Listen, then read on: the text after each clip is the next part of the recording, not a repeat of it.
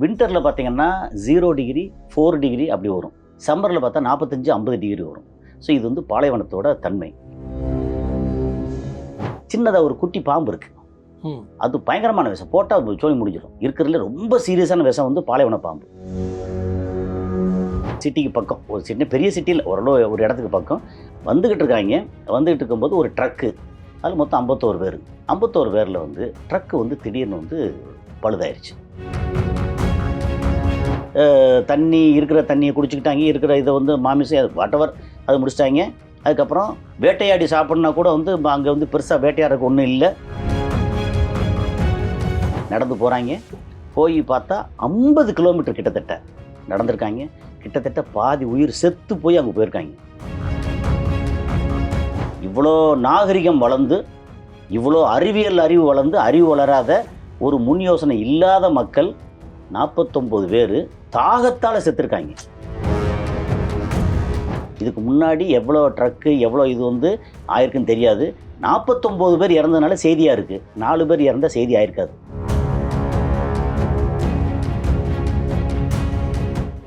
சமீபத்தில் ஒரு ஒரு பெரிய நியூஸ் வந்து ரொம்ப ரொம்ப மனசை கலங்க வச்சிருச்சு. அதாவது ஆப்பிரிக்காவில் அல்ஜீரியா பாலைவனத்தில் சகாராவை கடக்கும்போது ஒரு 50 பேர் வந்து தண்ணியும் இது இல்லாமல் அந்த பாலைவனத்திலே உயிர் இழந்திருக்காங்க அப்படிங்கிற செய்தி பார்த்து ரொம்ப அதிர்ச்சியாக இருந்தது.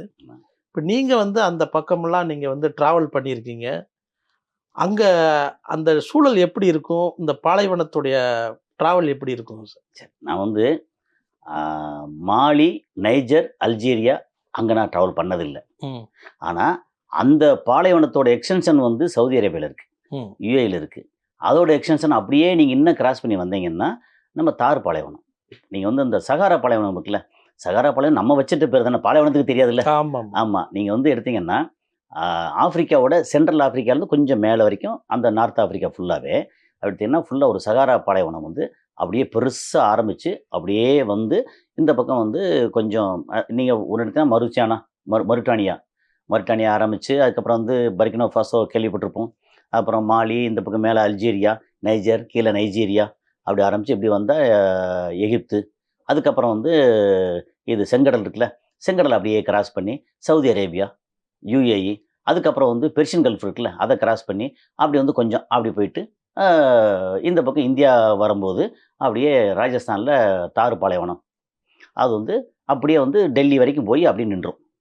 அதுக்கு மேலே அந்த பக்கம் போயாச்சுன்னா அங்கிட்டு வந்து உத்தரப்பிரதேச மலை மவுண்டன் வந்துடுது. அங்கிட்டு வந்து பாலைவனமாக இருக்க வாய்ப்பு இல்லை, மழையாக வந்துருச்சுன்னா. ஏன்னா அங்கே வந்து அப்புறம் முடிஞ்சு போகுது. அப்போது டெல்லி இந்த பக்கம் வச்சுக்கோங்க, அந்த பக்கம் மாலி, நைஜர் வச்சுக்கோங்க. டெல்லி வந்து நல்ல ஒரு சிட்டி வச்சுக்கோமே. ஆனால் சம்மரில் ஹீட் எவ்வளோ இருக்கும்? 40-45. சம்மரில் எக்ஸ்ட்ரீம் ஹீட் இருக்கும். அதே மாதிரி குளிர் டைமில் நவம்பர், டிசம்பர், ஜனவரி எல்லாம் வந்து டெல்லி வந்து பயங்கர குளிரும். இது வந்து பாலைவனத்தோட ஒரு கேரக்டர். நீங்கள் வந்து இதில் போங்க, ராஜஸ்தானில் போங்க, சம்மரில் பயங்கர வெயில் இருக்கும், குளிரில் எக்ஸ்ட்ரீம் குளிர் இருக்கும். இப்போ நான் வந்து அங்கே சவுதியில் இருக்கும்போது எந்த ஏரியாவில் அல் ஜுபைல்னு ஒரு ஏரியாவில் இருந்தேன். அங்கே அப்படின்னா சம்மரில் 48-50 டிகிரி வரும். கடல்லேருந்து ஒரு 100 கிலோமீட்டர் தாண்டி நம்ம ஈஸ்டர்ன் ப்ராவின்ஸு தம்மாம், தஹரான் ஏர்போர்ட்டு அப்படின்னு சொல்லி இந்த ரூட்லேருந்து ஒரு 100 கிலோமீட்டர் டுவர்ட்ஸ் இந்த இந்த இந்த கடல்லேருந்து அந்த பக்கம் அப்படி போகிறோம். கடல் பக்கம் தான். எப்படின்னா வின்டரில் பார்த்தீங்கன்னா 0 டிகிரி 4 டிகிரி அப்படி வரும். ஓகே, சம்மரில் பார்த்தா 45-50 டிகிரி வரும். ஸோ இது வந்து பாலைவனத்தோட தன்மை. இந்த பாலைவனம் அங்கே போகுது. இந்த இடமெல்லாம் நமக்கு வந்து இங்கே தார் பாலைவனமாக இருக்கட்டும், டெல்லி வந்து பாலைவனம் இல்லை, பாலைவனத்தில் எக்ஸ்டென்ஷன் அவ்வளோதான். தார் பாலைவனம் வந்து சகாராவோட எக்ஸ்டென்ஷன் அப்படி வச்சுக்கோங்க. இந்த பாலைவனத்தில் நம்ம வந்து கூப்பிட்டா ஏன்னு கேட்குறதுக்கு கம்யூனிகேஷன் இருக்குது. அரபு நாடுகளில் எந்த இடத்துல இருந்தாலும் கம்யூனிகேஷன் இருக்குது. ஏன்னா அங்கே உள்ளே போகும்போது டவர் இல்லாட்டா கூட சேட்டலைட் ஃபோன் இருக்குது. அங்கே ஏன்னா வந்து பெரிய பணக்கார நாடுல எல்லாமே சேட்டலைட் ஃபோன் இருக்குது. அதுக்கப்புறம் நீங்கள் அப்படியே அந்த பக்கம் அப்படி கொஞ்சம் சிரியா அதுன்னு சொல்லி அப்படிலாம் கொஞ்சம் அப்படி போனால் கூட பாலைவனம் ஆகியும் ஆகாத இடம் இருக்குது. அப்புறம் இங்கே சகாரா போனீங்கன்னா ஜெனரலாகவே ஃபுல்லாக பாலைவனம். அங்கே வந்து என்ன ஒரு பிரச்சனை அப்படின்னா, மக்கள் அங்கங்கே இருந்தால் கூட ஒரு இடத்துல இந்த இடத்துக்கு போகிறதுக்கு வந்து நல்ல ரோடு கிடையாது. அரபு நாட்டில் பார்த்தீங்கன்னா ரோடு நல்ல ரோடு. ஆனால் ஒரு முறை வந்து காற்றடிக்கும் பார்த்தீங்கன்னா ரோட்டில் வந்து 1 அடி 1.5 அடி அரை அடி தேங்கி போயிடும். மண்ணுங்கிறது மணல் தேங்கி இருக்கும். அதை வந்து அப்பப்போ மெஷினை வச்சு எடுத்துக்கிட்டு இருப்பாங்க. துபாயில எல்லாம் வந்து நான் வந்து ஆக்சுவலாக லேண்ட்ஸ்கேப் ப்ராஜெக்ட் பண்ணும்போது இன்றைக்கி என்ன செய்வோம்னா நல்லா வந்து உயரமாக இதில் காங்கிரீட்டோ இல்லை செங்கல் மாதிரி வச்சு கட்டி வச்சுருப்போம். அது வெளியில் வந்து மணல் இருக்கும் இல்லையா, காற்று அடித்து ஒரு வாரம் கழித்து பார்த்தா செங்கல்லாம் மூடி போய் மண் வந்து அங்கே நிற்கும். அந்த மண்ணை வந்து ஆள் வச்சு எடுக்கணும். அந்த மாதிரி அங்கே துபாயில் இத்தனைக்கும் நிறையா அது ரொம்ப வெட்ட வெளியாக இல்லை, ஓரளவு வெட்ட வெளி தான். பட் சிட்டிக்கு உள்ளே வந்து பிரச்சனை இல்லை. சிட்டி விட்டு வெளியில் அவுட்டரில் வந்து பங்களா கட்டியிருப்பாங்கல்ல, அந்த பங்களாவில் இதே பிரச்சனை வரும். பெரிய பெரிய பங்களா கட்டியிருப்பாங்க, முன்னாடி வந்து மணல் தான் இருக்கும். ஓகே, அப்போ அங்கே வந்து ஒரு பங்களா இல்லை, ஒரு மரம் இல்லை, ஒன்றும் இல்லை. அப்பேற்பட்டதில் என்ன நடந்துட்டுருக்கும்? அப்படி இருந்ததில்ல. இந்த சம்பவம் எப்படி நடந்தது? என்னென்னா, இங்கே நைஜர் இருக்குல்ல, நைகர் வச்சுங்க, NIGR, அதாவது நைஜீரியா, அதுக்கு மேலே நைஜர், அப்புறம் அதுக்கு மேலே போனீங்கன்னா அல்ஜீரியா, மேற்கு பக்கம் அப்படி பார்த்தீங்கன்னா மாலி. ஓகே, இப்போது இவங்க வந்து மாலியிலேருந்து இங்கே நைஜருக்கு வரணும். அப்படியே வந்தால் ஒரு ஒரு ஒரு ஒரு சிட்டிக்கு பக்கம், ஒரு சிட்டி பெரிய சிட்டியில் ஓரளவு ஒரு இடத்துக்கு பக்கம் வந்துக்கிட்டு இருக்காங்க. வந்துக்கிட்டு இருக்கும்போது ஒரு ட்ரக்கு, அதில் மொத்தம் 51 பேர். 51 பேரில் வந்து ட்ரக்கு வந்து திடீர்னு வந்து பழுதாயிருச்சு. அப்போ என்னென்னா பழுதாயிருச்சு, அதில் சம்பவம் என்ன நடந்துச்சு, பழுதாச்சு. வெயிட் பண்ணி பார்த்தாங்க, கையில் வந்து தண்ணி இருக்கிற தண்ணியை குடிச்சிக்கிட்டாங்க, இருக்கிற இதை வந்து மாமிசம் அது வாட்டவர் அதை முடிச்சிட்டாங்க. அதுக்கப்புறம் வேட்டையாடி சாப்பிட்னா கூட வந்து அங்கே வந்து பெருசாக வேட்டையாடுறதுக்கு ஒன்றும் இல்லை. அக்கம் பக்கம் இதை இருந்தால் தானே வேட்டையாடுறதுக்கு. அதிகபட்சமான அந்த முயல் வரலாம். இவ்வளோ பெரிய இதில் வந்து தனியாக முயல் எங்கே வரப்போகுது? அது ஒரு பிரச்சனை. தண்ணி இல்லை, ஒன்றும் இல்லை. 2 பேர் வந்து சரி ஏதாவது ஒரு ரூட்டில் அவங்களுக்கு தெரியும் இல்லையா, நடந்து போகிறாங்க. போய் பார்த்தா 50 கிலோமீட்டர் கிட்டத்தட்ட நடந்திருக்காங்க. கிட்டத்தட்ட பாதி உயிர் செத்து போய் அங்கே போயிருக்காங்க. இவங்களுக்கும் தண்ணி இல்லையே, 50 கிலோமீட்டர் நடந்திருக்காங்க. நடந்து போய் ஒரு இடத்துல பார்த்து அங்கே போய் சொன்ன உடனே அந்த மேயரு அந்த டீம் எல்லாம் வந்து ரெஸ்கியூ பண்ண வந்திருக்காங்க. இப்போது இவங்க வந்து ட்ரக்கு வந்து ஸ்டக் ஆனதுக்கும் இவங்க நடந்து போன 50 கிலோமீட்டர் வந்து பாலைவனத்தில் நடந்து எவ்வளோ நேரம் ஆகும் யோசிச்சு பாருங்க. நாள் கணக்காகாது. நார்மலாக ரோட்டில் நடந்தாலே வேகமாக நடந்துடலாம். பாலைவனத்தில் மணல் புதஞ்சு போகும். நீங்கள் பீச்சில் நடந்து பாருங்க, வாய்ப்பே இல்லை. ஆமாம், பீச் மண்ணையும் நீங்கள் பாலைவன மண்ணையும் கிட்டத்தட்ட ஒப்பிட்டுக்குங்க. ஓகே, பீச் மண் நடக்கும்போது நம்ம கால் வலி பின்னி எடுக்கும். நம்ம இங்கேருந்து மெயின் இந்த ரோட்டில் இருந்து அந்த கடல் தண்ணி இருக்குல்ல, அது வரைக்கும் போகிறதுக்கே வந்து ஒரு ஒரு ஒரு எவ்வளோ இருக்கும், ஒரு 1000 அடி 800 அடி அவ்வளோ தூரம் இருக்குமா? அங்கே போகிறதுக்குள்ளே நம்மளால் தாங்க முடியாது. இப்போ 50 கிலோமீட்டர் நடந்திருக்காங்க. அப்போ மணல் புதைய நடந்து போனாங்கன்னா எவ்வளோ டைம் ஆகிருக்கும்? அந்த டைம் இப்படி கணக்கு போட்டு பார்த்தீங்கன்னா நாள் கணக்காயிருச்சு. அங்கே வந்து தண்ணி இல்லை. 49 பேர் இருந்தாங்கல்ல, 49 பேர் இறந்து போயிட்டாங்க. ரொம்ப சிம்பிள், தண்ணி இல்லாத டீஹைட்ரேஷன். ஸோ இது வந்து என்ன சொல்கிறது, இவ்வளோ பெரிய அறிவியல் வளர்ந்துருக்கு, அறிவு வளரல. அந்த ரீஜனில் உள்ள மக்களுக்கு அறியாமை, அறிவு வளரல. அதுக்கப்புறம் இப்படி போகிறோம், ட்ரக்கில் போகிறோம், போகும்போது இத்தனை நாள் வந்து நமக்கு டைம் எடுக்கும். இங்கே மாலியிலேருந்து இது மாதிரி பக்ரீத் ஏதோ விழாலாம் கொண்டாடிட்டு என்ன அங்கே விழா கொண்டாட என்ன இருக்குது? இப்போ அங்கே வந்து ஒரு மாதிரி என்ன சொல்கிறது, சபிக்கப்பட்ட மக்கள் தானே அவங்க எல்லாமே. அங்கே போகிறாங்க, அந்த இதை முடிச்சுட்டு பக்ரீத்தை முடிச்சுட்டு ட்ரக்கில் வர்றாங்க. அப்போது நம்ம ட்ரக்கில் போகிறோம், இங்கேருந்து நேராக அந்த பார்டர் இருக்கு இல்லையா, அல்ஜீரியா பார்டர், அங்கே வரைக்கும் போகணும். நைஜர் அல்ஜீரியா பார்டர் அங்கே போகிறதுக்கு இவ்வளோ தூரம் இவ்வளோ நேரம் ஆகும். ஒருவேளை ட்ரக்கு ஏதாவது ஸ்டக் ஆச்சு அப்படின்னா கம்யூனிகேஷன் இல்லை. ஏன்னா எல்லாம் அவங்க கையில் வந்து சேட்டலைட் ஃபோன் வச்சுருக்கிறதுக்கு வசதியானவரும் கிடையாது. ஏன்னா இப்போ நமக்கு நார்மல் ஃபோனாக இருந்தால் நமக்கு டவர் வேணும். டவர் இல்லாத இடத்துல வந்து சேட்டலைட் ஃபோன் மட்டும்தான். சேட்டலைட் ஃபோனு வேணும், அதுக்கப்புறம் கரண்ட் வேணும். அதுக்கு வண்டியில் கரண்ட் இருக்கலாம், அல்லது ஏதாவது இருக்கலாம் வச்சுக்கோங்க. ஸோ ஒரு கம்யூனிகேஷன் கிடையாது, அந்த முன் யோசனை இல்லை அவங்களுக்கு. அந்த அவ்வளோதான், அறிவிட்டவை தான். என்ன சொல்கிறது, இவ்வளோ நாகரிகம் வளர்ந்து, இவ்வளோ அறிவு வளர்ந்து, அறிவு வளராத ஒரு முன் யோசனை இல்லாத மக்கள் 49 பேர் தாகத்தால் செத்துருக்காங்க. இது எவ்வளோ பெரிய அவலம் பாருங்க, பெரிய கொடுமை. இதை நம்ம யோசிச்சு பார்த்தோம்னா என்னடா நடக்குதுங்க. அந்த அவலத்துக்கு சற்றும் குறையாத அவலம் இந்தியாவில் நடக்குது. ஆழ்துளை குழாய் தோன்ற இடத்துல அப்பப்போ பார்த்தா இங்கே மணப்பாறையில் வந்து குழந்தை விழுந்துருச்சு, அது அங்கே குழந்தை விழுந்துருச்சு, அது செத்து போச்சு, இது தூக்க முடியல அப்படின்றாங்கல்ல. அந்த குழாய் வச்சாங்கல்ல, அவங்கள வந்து வாழ்நாள் முழு ஜெயிலில் போட வேணாம், க்ளோஸ் பண்ணாமல் வச்சுருந்தாங்கல்ல, அப்படி என்ன அலட்சியம். ஸோ அந்த குழந்தை என்ன பாவம் பண்ணுச்சு? குழந்தையாக இருந்தால் எதுவாக இருந்தாலும் ஆர்வமாக போய் பிடிக்கும் செய்யும். இப்போ பார்த்தா பஞ்சாபில் வந்து ஆழ்துளை கிணறு விழுந்துச்சு. அப்புறம் வந்து ரெஸ்கியூ டீம் போய் கஷ்டப்பட்டு ரெஸ்கியூ பண்ணிட்டாங்க. அப்போ எவ்வளோ மேன் பவர் வேஸ்ட்டு. அந்த ஆழ்துளை குழாயை வந்து கொஞ்சம் உயரமாக தூக்கி வச்சுருந்தாலோ அல்லது தேவையில்லைன்னு அபேண்டன்மெண்ட் இருக்கு இல்லையா, அதை மூடி வச்சுருந்தாலோ குழந்தை விழாது. அந்த குழந்தை என்ன பெரியவங்க விழ முடியாது அந்த சைஸுக்கு. குழந்தை விழுந்துருச்சு. அது யோசிச்சு பாருங்க. அந்த குழந்தை வந்து அந்த சாகுறதுக்கு முன்னாடி பயம் இருக்கும் பார்த்தீங்களா, இருட்டில். எந்த குழந்தையா இருந்தாலும் அந்த பயத்தில் பயந்து பயந்து பயந்து அப்புறம் தண்ணி கிடைக்காதுல்ல, உருளை சிக்கிக்கிடுச்சுன்னா. இந்த குழந்தை ஆழ்துளை கிணத்துல இந்தியா வந்து பெரிய அளவுக்கு முன்னேறி இருக்கு, எல்லாம் ஓகே தான். இந்த ஆழ்துளை கிணறு இப்போ வந்து செருப்பால் அடிக்க மாட்டாங்களே, அது அந்த தோண்டி போட்டு அப்படி மூடாமல் போயிருக்காங்கல்ல. உண்மையிலே வந்து கூப்பிட்டு வச்சு ஒரு 2000 பேரை வச்சு ஆளுக்கு ஒரு செருப்பு வச்சுட்டு செருப்பால் அடிக்க வேண்டாங்களே. இல்லை உண்மையிலே அதே மாதிரி அங்கே வந்து நைஜரில் செத்தாங்கல்ல, அவங்கள செருப்பால் அடிக்க வேண்டாம். இவ்வளோ தூரம் நடந்திருக்குல்ல. இப்படி ஏதாவது வந்து ட்ரக்கு போகிறோம், ஸ்டக் ஆச்சு, கம்யூனிகேஷன் இல்லை, தண்ணி இல்லை, சாப்பாடு அலோவ் இல்லை. பண்ணக்கூடாது. அப்படி அலோவ் பண்ணாங்கன்னா அங்கே என்ன கவர்மெண்ட் கம்யூனிகேஷன் தொடர்போடு இல்லை, அரசு வந்து வேணும் மக்களுக்கான அரசாக நடக்குது. உலகத்தில் பெரும்பாலான இடங்கள்ல மக்களுக்கான அரசு கிடையாது. மக்கள் அவங்களே பார்த்து அட்ஜஸ்ட் பண்ணி. அப்படி பார்த்தீங்கன்னா நமக்கு வந்து கொரோனாவில் வந்து லாக்டவுன் வந்துச்சுல்ல, லாக்டவுனில் அரசா நமக்கு ஹெல்ப் பண்ணிச்சு. அக்கம் பக்கம் மக்கள் ஹெல்ப் பண்ணாங்க.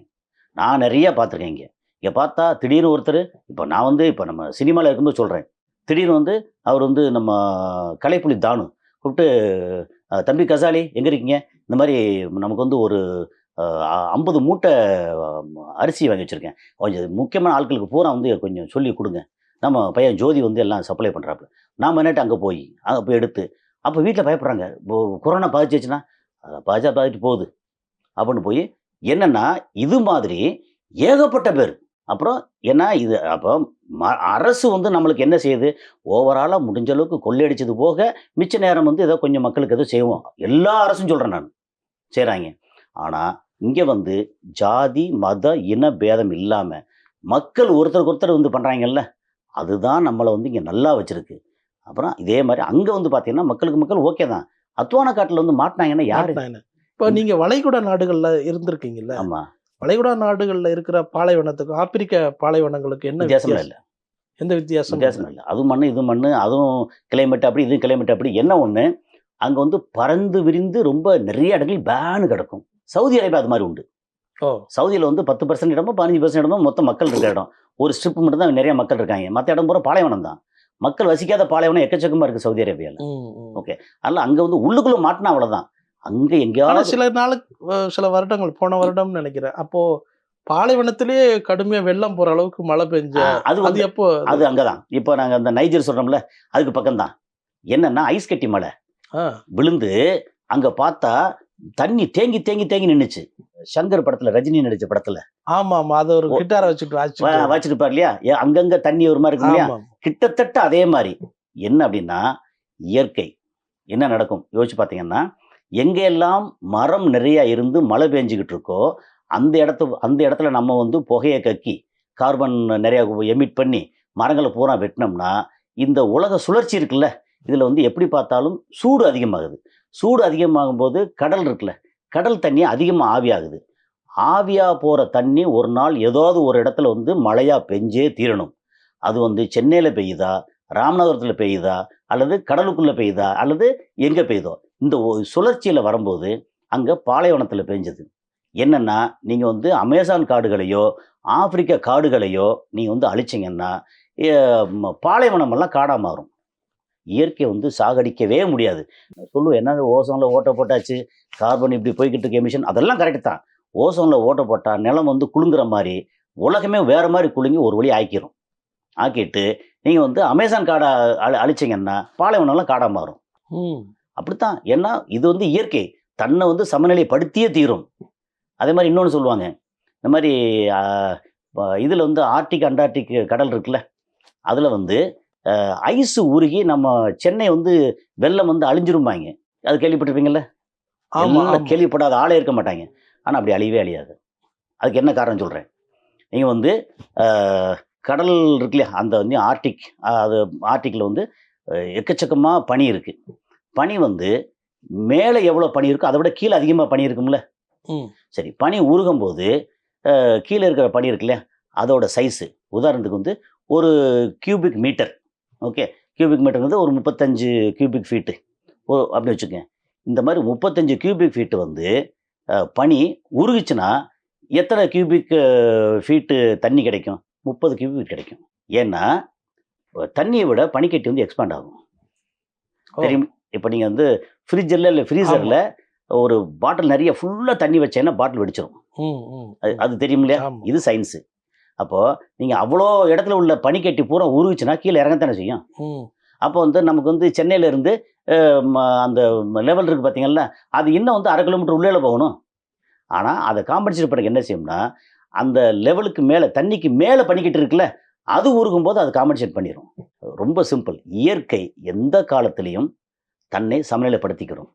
மனிதன் மட்டும்தான் இந்த என்ன சொல்கிறது, அறிவு இல்லாமல், ஒரு முன் யோசனை இல்லாமல், அலட்சியத்தால் நம்ம வீணாக போயிட்டுக்கணும்னு அர்த்தம். அந்த அலட்சியம் தான் அங்கே வந்து 49 உயிர் வந்து அலட்சியத்தால் போனது. நமக்கு இங்கேருந்து குழந்தைகள் உயிர் வந்து இன்னும் வரைக்கும், இப்போ வரைக்கும் ஆழ்துளை குழாய் இருக்கு இல்லையா, போர்வெல், அதனால் போய்கிட்டு இருக்கு. ரெண்டும் ஒன்று தான், பெரிய வித்தியாசமே இல்லை கேட்டால். இப்போ பொதுவாக அந்த பாலைவன பயணங்கள்ன போது என்னென்ன தவிர்க்கணும், என்னென்ன பாதுகாப்பாக வச்சுக்கொள்ள முடியும்னு நினைக்கிறீங்க? ஒட்டகத்தில் போகிறது ஒரு பக்கம் அந்த காலத்தில். இப்போ வந்து ட்ரக்கு வந்து பாலைவனத்தில் போகிற அளவுக்கு ட்ரக் இருக்குது. ஓகே, நமக்கு வந்து வீலோட காற்றை கொஞ்சம் இறக்கி விட்டுட்டு 4 வீல் டிரைவில் வந்து போகிறது உண்டு. ஓகே, அது ஒரு அளவுக்கு போகலாம். ஒரு அளவுக்கு மேலே போச்சுன்னா மண் வந்து ரொம்ப கீழே இறங்கிடும். அப்போ என்ன ரூட்டு, முதல்ல என்ன ரூட்டு, எதுக்காக போக போகிறோம், எப்படி போக போகிறோம்? ஓகே, அதுக்கு வந்து பால் வந்து இஷ்டத்துக்குலாம் போக முடியாது. அப்போ அதை தவிர்க்கிற என்ன, நமக்கு போனால் ஸ்டக் ஆகிட்டா கம்யூனிகேஷன் வேணும். அது வரைக்கும் வந்து நமக்கு சாப்பாடு, தண்ணி இது வேணும். இந்த மாதிரி முன்னெச்சரிக்கை ரொம்ப முக்கியமாக. பாலைவனத்தில் வந்து சின்னதாக ஒரு குட்டி பாம்பு இருக்குது. அது பயங்கரமான விஷம், போட்டால் சோழி முடிஞ்சிடும். இருக்கிறதுல ரொம்ப சீரியஸான விஷம் வந்து பாலைவன பாம்பு. அதெல்லாம் எப்படி தவிர்க்கணும் அப்படிங்கிறதெல்லாம் பார்க்கணும். இன்னொன்று, நம்ம எதுக்கு போகிறோன்னு ஒன்று இருக்குல்ல பாலைவனத்தில். நம்ம வந்து எக்ஸ்கர்ஷன் போகிறோமா, போய் பார்த்து வந்து ஜாலியாக இருக்க போகிறோமா, இல்லை டென்ட்டு போட்டு தங்க போகிறோமா? டென்ட்டு போட்டாலும் வந்து அந்த வண்டியில் போயிட்டு ஒரு குறிப்பிட்ட தூரத்தில் போயிட்டு எல்லா கையிலும் கம்யூனிகேஷன் இருக்கும். அதனால் இந்த இது வரதில்ல. நீங்கள் ஆப்பிரிக்காவோட மக்கள் அங்கே இறந்தது இருக்கு இல்லையா, அது வந்து பியூராக அலட்சியம். இதுக்கு முன்னாடி எவ்வளோ ட்ரக்கு எவ்வளோ இது வந்து ஆயிருக்குன்னு தெரியாது. 49 பேர் இறந்ததுனால செய்தியாக இருக்குது. 4 பேர் இறந்தால் செய்தி ஆயிருக்காது. அப்படி எத்தனை பேர் இறந்துருப்பாங்கன்னு இது வரைக்கும் கணக்கே இல்லை. அதான் வித்தியாசம். இப்போ இந்த ஆண்டு வந்து எல்னினோ வெப்பம் வந்து அதிகபட்சமாக இருக்கும், தாக்குதல் இருக்கும் அப்படின்னு சொல்லியிருக்காங்க. எங்கே சொல்ல, நம்ம பார்க்கலையா? சென்னை வந்து எனக்கெல்லாம் சென்னையில் வந்து துபாய் வெப்பத்தை விட எனக்கு ஜாஸ்தி தெரியுதுங்க. இங்கே நான் துபாயில் அத்தனை வருஷம் இருந்திருக்கேன், சவுதியில் இருந்திருக்கேன். அங்கே இருந்த வெப்பத்தை விட சென்னை வந்து இப்போ வெப்பம் உருக்குது. அப்படியே வெளியில் போக முடியல. அதாவது அங்கேயாவது வந்து மரங்கள் இல்லை, ஒன்றும் இல்லை, பாலைவனம் இதெல்லாம் கரெக்டு. நம்ம ஊரில் பார்த்தா மரங்கள் இருக்குது, எல்லாம் இருக்குது. அதையும் தாண்டி இவ்வளோ வெக்கை அடிக்குது, இவ்வளோ வெப்பம் இருக்குன்னு வச்சுங்க. இந்த எல்னினோ எஃபெக்ட் சொல்கிறாங்க. அந்த எல்னினோ வந்து நம்ம கேள்விப்பட்ட வரைக்கும் எப்படின்னா, அங்கே பசிபிக் இருக்குல்ல, அதில் 1 டிகிரி மேலே ஏறிச்சு அப்படின்னா அது சுழற்சியில் எந்த ரூட்டில் போகுதோ, எங்கெங்கெல்லாம் பாதிப்புன்னு சொல்கிறாங்க இல்லையா, அங்கெல்லாம் ஒரு 4லேருந்து 5 டிகிரி எக்ஸ்ட்ரா வருன்றாங்க. 5 டிகிரி எல்லாம் தாங்க முடியாத எக்ஸ்ட்ரா அது. நீங்கள் 37 டிகிரி 36 டிகிரி அப்படிங்கிறத 1 டிகிரி ஏறினாலே நமக்கு வந்து எரியும். ஏன்னா நமக்கு வந்து கொஞ்சம் கொஞ்சமாக உடம்பு அப்படித்தான். நீங்கள் இப்போ வந்து நவம்பர், டிசம்பர், ஜனவரி இதில் நல்ல குளிரில் வந்து உடம்பு அப்படி இருக்கும். பிப்ரவரியில் வந்து இப்போ சம்மர் மாதிரி வந்துச்சுன்னு வச்சுங்க, உடம்பு தாங்காது. அதனால் கொஞ்சமாக கிளைமேட் மாறும். அந்த மாற்றம் வந்து இப்போ ரொம்ப ஓவர். இப்போ உண்மை இன்னும் 2-3 மாதம் இருக்குன்றாங்க. அப்புறம் நவம்பரில் வந்து பயங்கரமான மழையும் வெள்ளமும் இருக்குன்றாங்க.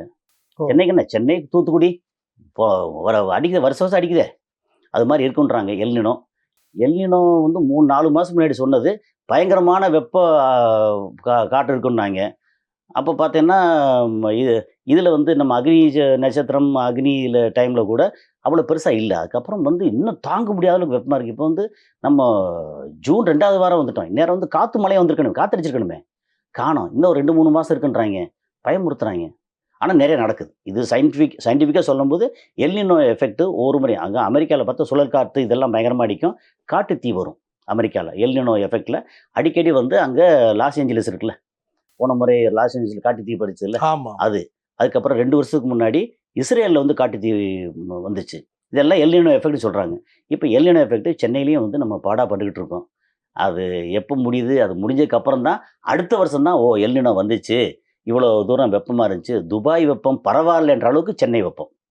நான் வந்து 2யுமே அனுபவிக்கிறேன். அங்கே அனுபவிச்சிருக்கேன், இங்கே அனுபவிக்கிறேன். துபாயோட பாலைவன வெப்பத்தை விட இங்கே வந்து சென்னை வெப்பம் அதிகமாக தெரியுது எனக்கு. ஆனால் கேட்டால் 38 டிகிரி 42 டிகிரி வரைக்கும் சொல்கிறாங்க. இருக்கிற சூழலை பார்த்தா 50 டிகிரி குறையாமல் இருக்கணும்னு தான் தோணுது இங்கே. ஓ, ஆமாம், நமக்கு தோன்றது. நிறைய விஷயங்கள் பகிர்ந்துக்கிட்டீங்க. உங்க வருகைக்கு ரொம்ப நன்றி சார். நன்றி.